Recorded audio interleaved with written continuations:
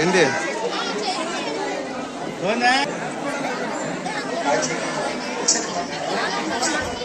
మరి కాకి శ్రీదేవర్ గారిని కూడా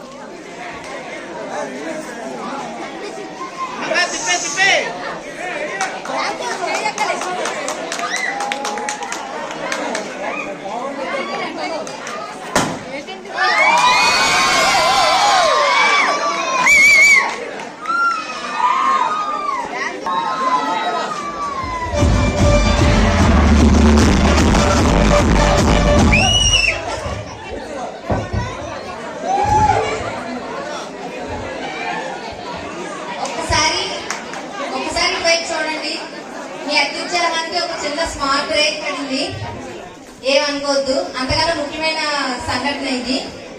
అందరికీ నమస్కారం. ముందుగా ఈ గ్రామ దేవతల పండుగ సందర్భంగా నిర్వహించినటువంటి కార్యక్రమానికి ఇక్కడ ఇచ్చేసిన గ్రామ పెద్దలందరికీ నా ధన్యవాదాలు. అలాగే ఈ పండుగకు కర్త కర్మ క్రియ అయినటువంటి మన తొంగలాం గ్రామ కార్పొరేటర్ కాకి గోవింద్ రెడ్డి గారికి మనస్ఫూర్తిగా ధన్యవాదాలు.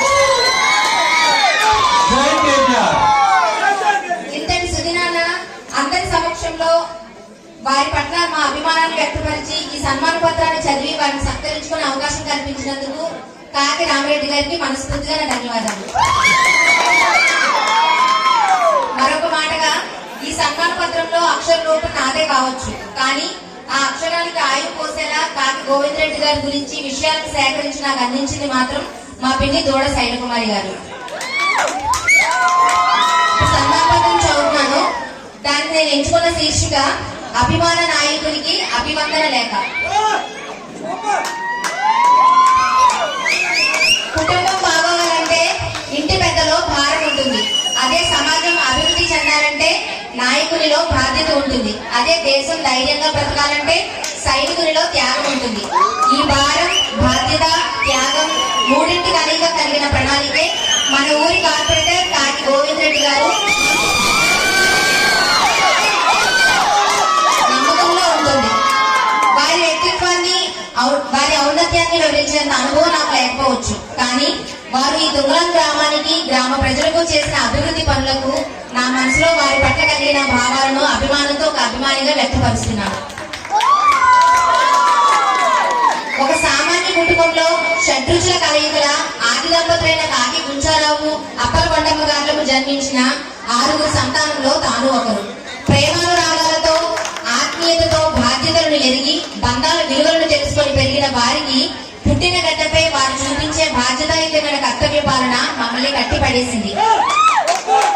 చరిత్రలో మనకంటూ 4 పేజీలు ఉండాలి అంటారు, కానీ వీరి నిర్వరామ నిరంకుశ పాలనతో 4 కాదు 40,000 పేజీలను వీరికి అంకితం ఇవ్వడంలో అతిశయోక్తి లేదు.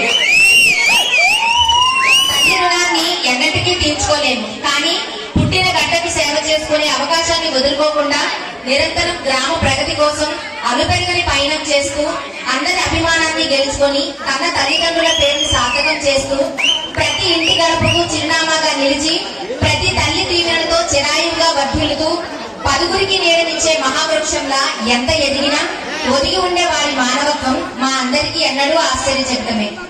ఒక ప్రణాళిక వేశారంటే తిరుగుండదు, ఒక పనిని ప్రారంభించారంటే ఆగేది ఉండదు.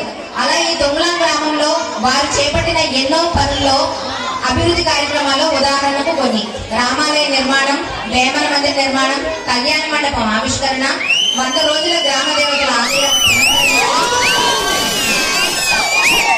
గ్రామస్తుల ఆరోగ్య అవసరాలకు ఆయుష్గా చెరువు చుట్టుపక్కల ఆహ్లాదపరిచే నడక మార్గ అభివృద్ధి, రోడ్ల మరమ్మత్తు.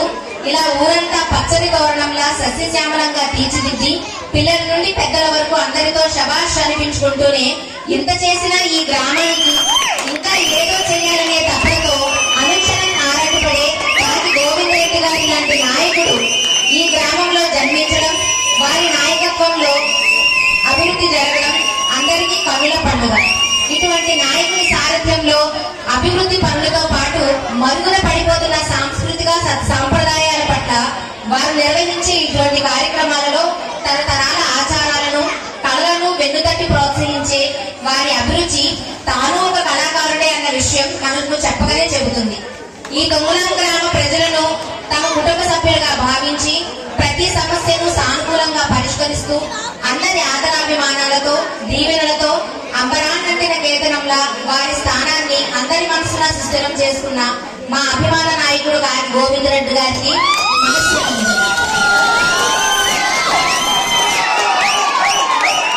ఈ సన్మాన పత్రంలో ప్రతి అక్షరం వారి వ్యక్తిత్వాన్ని అద్దం పట్టిందని మనస్ఫూర్తిగా నేను భావిస్తున్నాను. సెలవు.